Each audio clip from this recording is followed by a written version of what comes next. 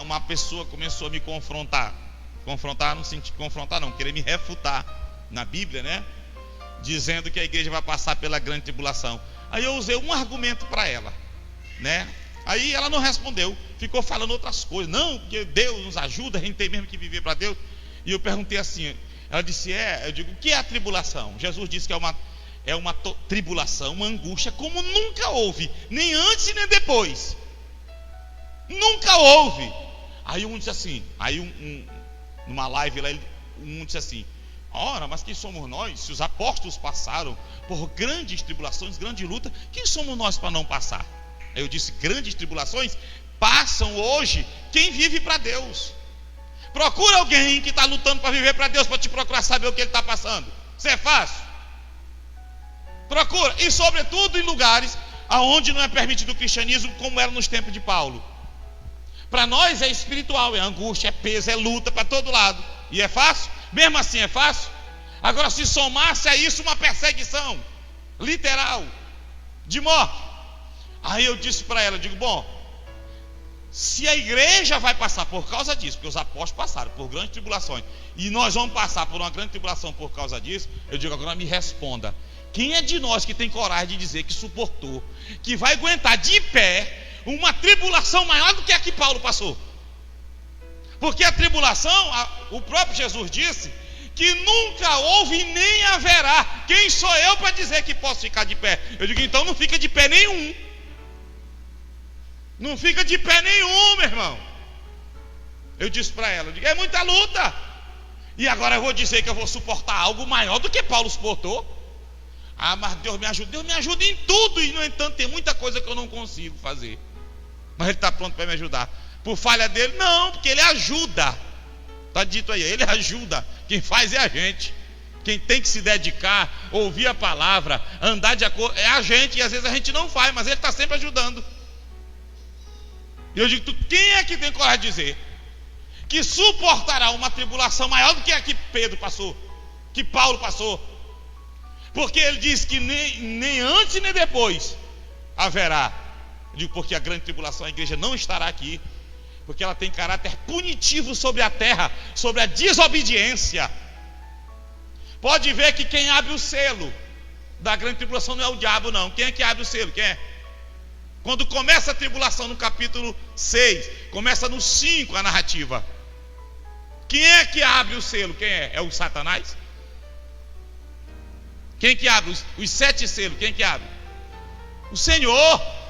E João chora porque não tem ninguém digno de abrir o livro. Por que João chora? Porque João sabia que a justiça de Deus só pode ser satisfeita mediante juízo. Aprenda isso. Quem não assiste, quem não leu lá. A grande tribulação, ela não tem caráter de provar se o crente é de Deus ou não. Grande tribulação nós passamos. Agora essa, como a grande tribulação, é única. E ela tem caráter punitivo. Pode ver lá do capítulo 6 até o 18 de Apocalipse, você vai ver. E abriu o primeiro selo. É claro que Deus vai punir pela mão de Satanás. Aí teve uma que disse assim, não, na grande tribulação quem vai coisar o povo é o anticristo. Mas é Deus que vai se utilizar do anticristo. Vocês não rejeitaram Deus? Terra, vocês não quiseram Deus? Não quiseram o meu plano? Pois agora está aí, ó. E vai abrindo o selo. E acaba morrendo gente. Ali tudo é Deus, ou não é Deus? Quem é que abre? 7 selos, 7 trombetas, 7 taças da ira de Deus. Já está dizendo, 7 taças da ira de Deus. Como é que a igreja vai ficar passando pela ira de Deus? Por que ira? Porque rejeitaram o plano de Deus. Toda injustiça praticada requer o preço para se pagar. No Antigo Testamento, vocês que não leram lá, olhem para cá, no Antigo Testamento aparecia um morto no meio do caminho, não sei por onde, lá pelo mato. Eu citei isso lá. Aparecia um morto, descobriu, cadê o morto? Está ali. O sacerdote vinha com as autoridades da cidade e iam medir a distância de onde estava o morto, porque não sabia quem matou. Ele apareceu morto. Há sinal de lesão, de porrada. Então, ou não, apareceu morto, ninguém sabe o que foi. se deixasse lá aquela injustiça praticada com aquela pessoa, se não fosse reparada, haveria de vir um juízo de Deus sobre aquela região. Ou seja, a justiça de Deus ia requerer o reparo e vinha juízo. Para que Deus não derramasse o juízo dele naquela cidade, chama quem são as cidades mais próximas. Olhe para cá, aprenda um princípio da palavra. Aí ia medir a distância, a cidade mais próxima daquele morto. É medido, irmão. Aí Deus ia prescrever um monte de coisa para eles fazerem. Ó, tem que fazer isso. E fazer todo um ritual que estava prescrito na lei para o sacerdote fazer, junto com as autoridades. Para quê? Para aquele crime lá que não apareceu o autor, não ficar pelo menos impune aos olhos de Deus. Ou seja, aplacar a ira de Deus aos olhos do Senhor, a justiça de Deus sendo satisfeita por aquele ritual, já que o camarada não apareceu, até se descobrir quem foi. Porque para todo ato de injustiça, a justiça de Deus vai reclamar.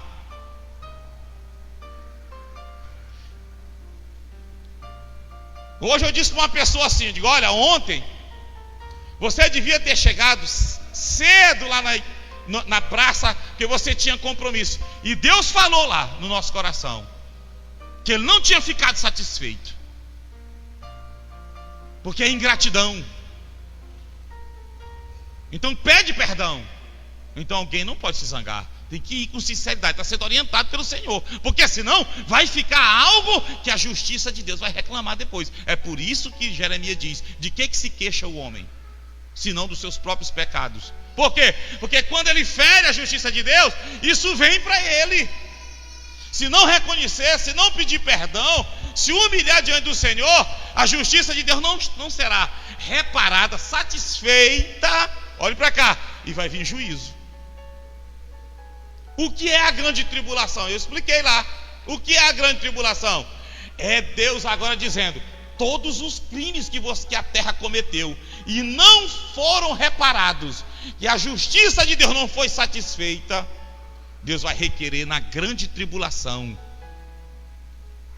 E eu disse, lá não tem nada de ira de anticristo, é a ira de Deus, é do Cristo.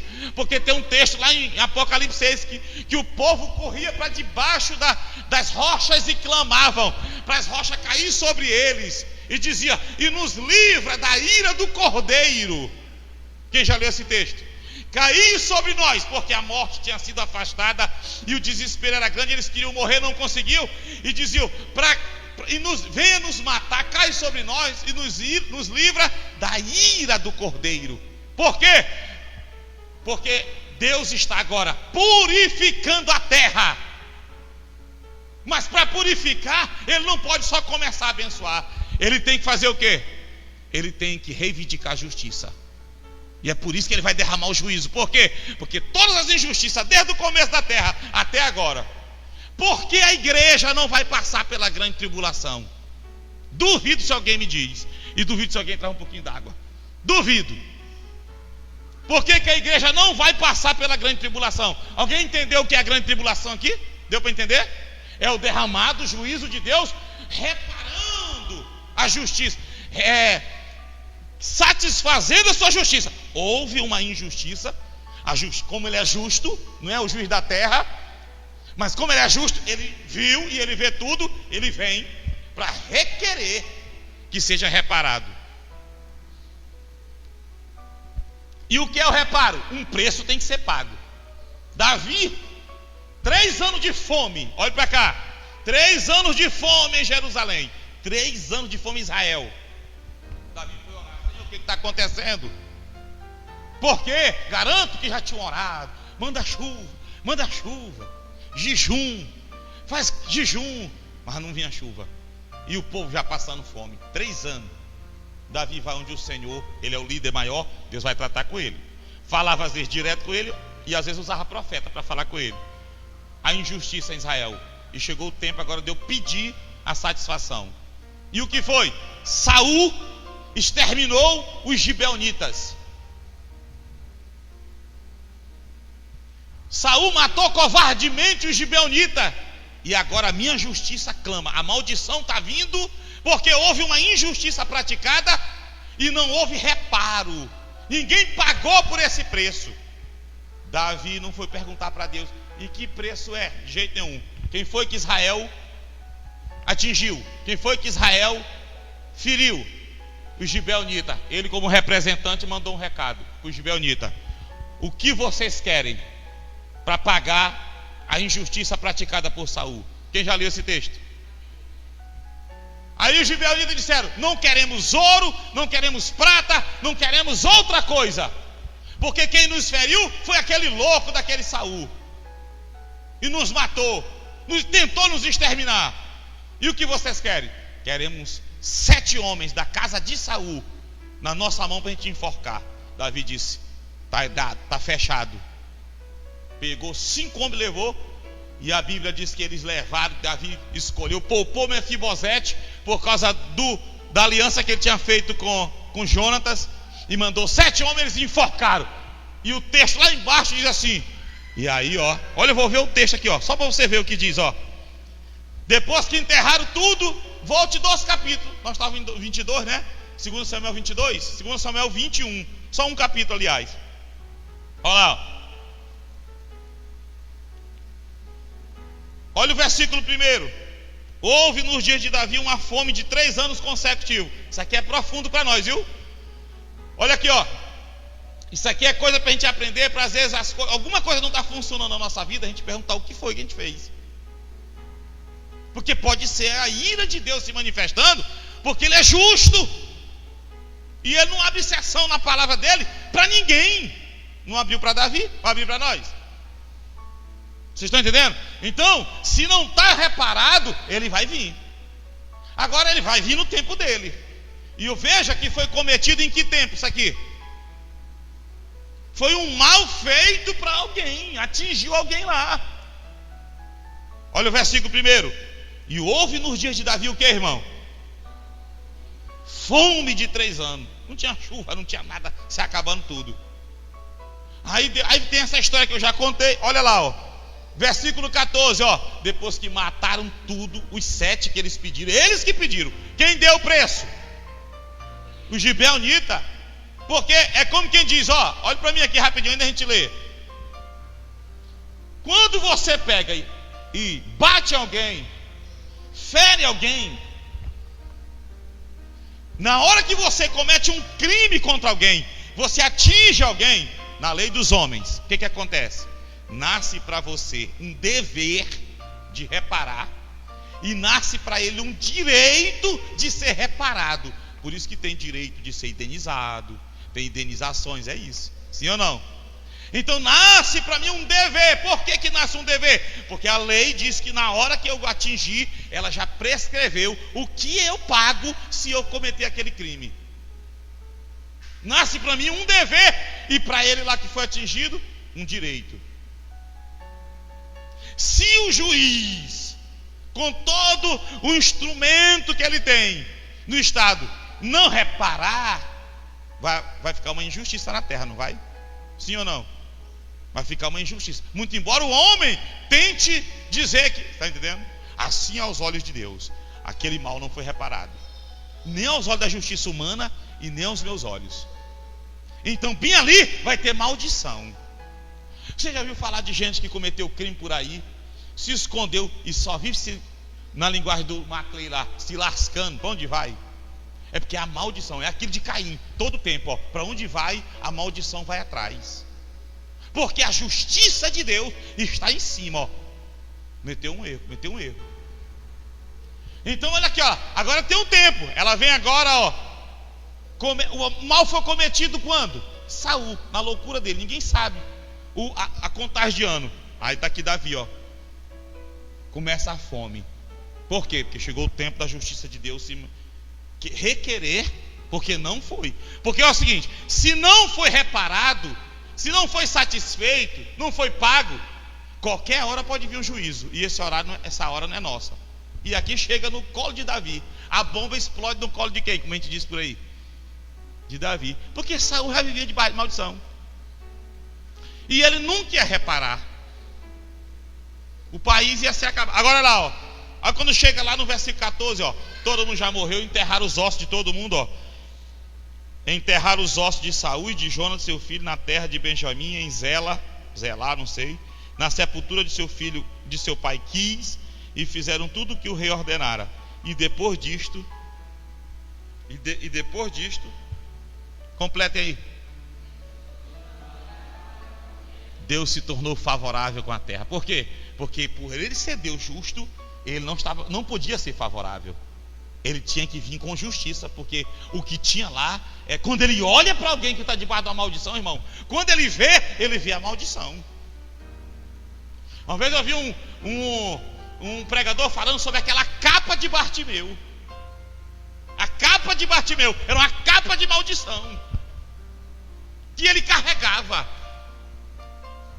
E a gente pode estar carregando capas de maldições cometidas e não reparadas. Então, o que é a grande tribulação? Para a gente encerrar aqui, já tem gente pensando na carne assada.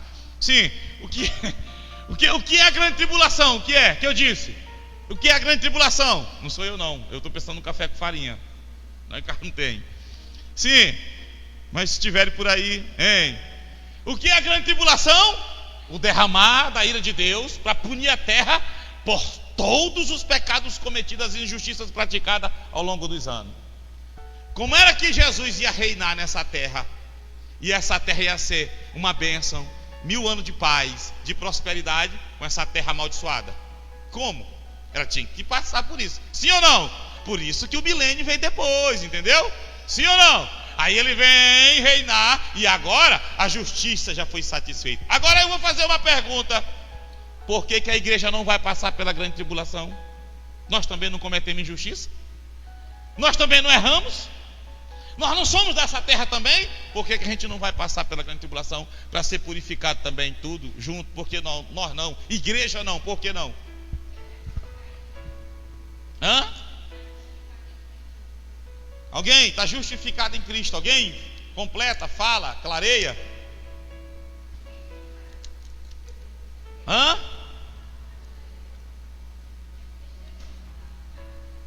Jesus não está com raiva da igreja. Como ele está com raiva da terra e vai derramar o juízo. É, legal, né? Porque todos os nossos atos de injustiça que nós deveríamos pagar por eles, Deus aceitou o que Cristo fez lá como pagamento pelo que nós fizemos. Por isso que está escrito lá em Isaías: o castigo que nos traz a paz, ou seja, para nós termos paz, o castigo que eu deveria pagar ou ser submetido para ter paz, estava sobre ele. E o juízo de Deus é derramado na cruz. Olhe para cá. E ele se tornou maldição, maldito. Está escrito ou não está? Ou seja, todos os que se chegam a Cristo, Deus olha para nós e pode nos abençoar, não por nossos atos e méritos, mas porque Ele aceitou a obra de Cristo como satisfazendo a sua justiça. E é por isso que também Paulo chama Cristo de justiça de Deus. Ele é a nossa justiça. Por quê? Porque em Cristo nossos pecados e atos de injustiça foram pagos. Mas para ser pago o preço foi alto. Porque Ele pagou um preço alto no seu ministério até a cruz. E a ira de Deus foi derramada. Lembra que ele ora? Deus meu, El-Ri, é Deus, Deus meu, por que me desamparaste? Por quê? Porque Ele carregava sobre Ele todas as nossas injustiças, dos que viveram antes, dos que estavam vivos e dos que ainda nasceriam. Diga para o teu irmão: a sua injustiça. Diga: você não vai passar pela grande tribulação. Diga: só por causa de Jesus. Não que a gente mereça, não. É porque grande tribulação passou Ele, para a gente não passar. Por isso que Paulo diz: e Ele nos livrará da ira vindoura. Ele nos livrará da ira que há de vir sobre a terra. Só nele. Todas as vezes que Deus olha para nós, Ele olha primeiro para Cristo e pode nos abençoar. Por quê? Porque alguém pagou o preço por nós. Agora, por que o mundo vai passar? Porque não aceitou a Cristo. E se não aceitou, as injustiças ainda estão toda neles. Quando Deus olha todas as injustiças. Mas olha para cá, mesmo como cristão, a gente tem que ter cuidado, porque nós podemos estar trazendo capas. É para ter cuidado orando. Olha, irmão, Davi era um homem tão sábio. Salmo 19 era de Davi, né? Davi orava: Senhor, purifica me perdoa. E ele pedia perdão e dizia assim: e me perdoa pelos pecados que cometo sem perceber. Aqueles que eu pratico, que eu não percebi, minha consciência não viu, eu cego. Porque se ele sabia que se tivesse pecado nele, a maldição viria, porque Deus é justo. E haveria a reivindicação de justiça aplicando juízo. Então ele disse: Senhor, ele pedia perdão, ele não era doido, abestado. Eita glória! Mas é criança, é assim mesmo. Viu? É bênção, não pode coisar não. Deixa eu falar mais alto aqui. Olhe para cá. Então presta atenção. Então ele saberia. Agora eu me esqueci. Vamos ficar de pé. Vamos ficar de pé. O que eu estava falando mesmo? Me diga aí para me terminar. Sim, olha a sabedoria de Davi. Quando ele vai, ele diz: olha, Senhor, ele sabia, olha para cá, ele sabia que podia ter alguma coisinha que ele não pediu perdão. Olha para mim, não perca isso, irmão, isso aqui é tesouro. Viu, Alice? A Alice está assim. Viu? Olha para cá.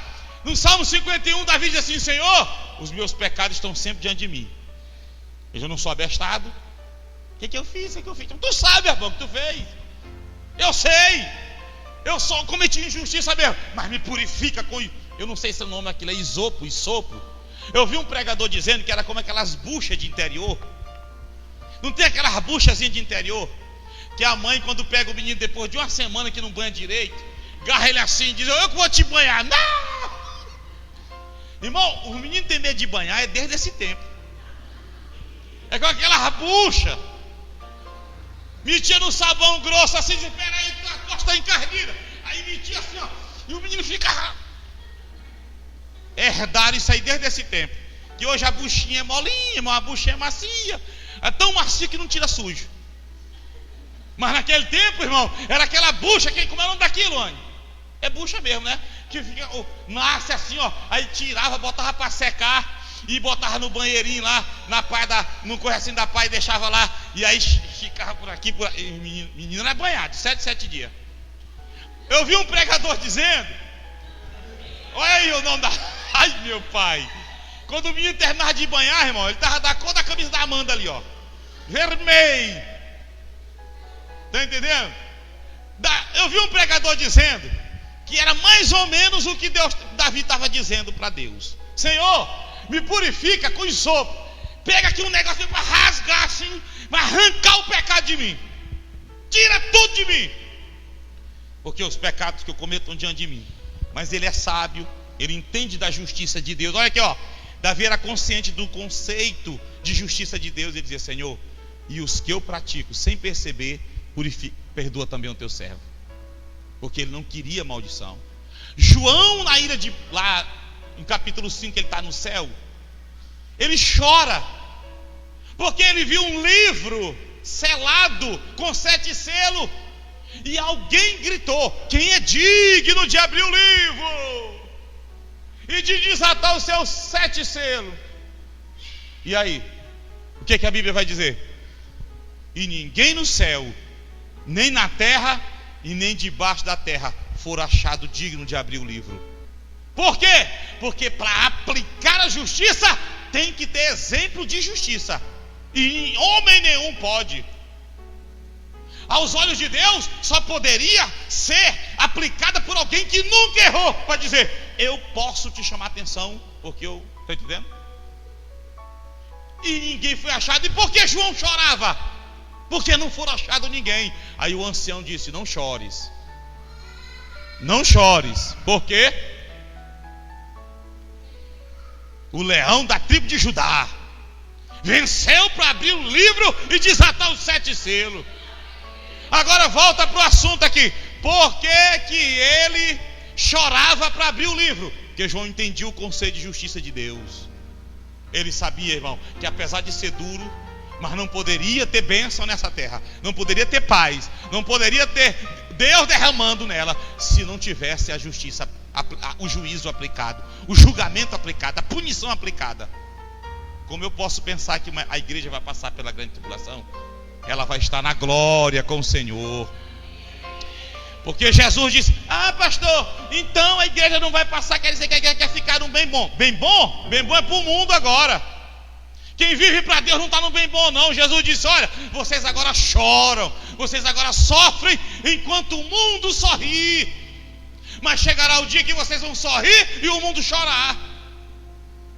Por isso que ele disse: no mundo tereis. Paulo diz: todo aquele que quiser viver piamente o evangelho. Não tem nada de ser bem bom não. É muito difícil para alguém viver para Deus, sempre foi. Por isso que ele diz: ora, busca, fica comigo, se agarra comigo, porque senão tu não suporta. É ou não é o que a Bíblia diz para nós? Sim ou não? Mas naquele dia, eita glória, mas naquele dia o justo se manifestará, a trombeta soará e a igreja será arrebatada para o céu. E aí vão cantar assim: onde está aquele povo barulhento? E a igreja vai ser arrancada da terra. Olha, irmão, vai ser o maior evento da história. Muito embora alguns não acreditam, o maior evento da história. Um dia eu me perguntei como é que Jesus vem vestido buscar a sua noiva, a sua amada, todos os exércitos do céu, e ele vem buscar a sua igreja. Vocês não vão passar nada de grande tribulação, vocês agora vão descansar na presença do Pai. Vão ceiar comigo agora nas bodas, vão ser galardoados, e no sofrimento para vocês nunca mais. Por isso que a igreja, alguém disse assim: ah, pastor, mas se eu disser que a igreja não vai passar pela grande tribulação, aí eu estou dizendo para o povo não se preparar, não sei o que. Nada disso. Porque tribulação nunca foi para testar crente, provar crente, nada. A grande tribulação é para arrebentar com o mundo, porque rejeitou o plano de Deus. Mas a igreja aceitou e abraçou o plano de Deus, que é Cristo em nós, a esperança da glória. E nós estaremos para sempre com o Senhor.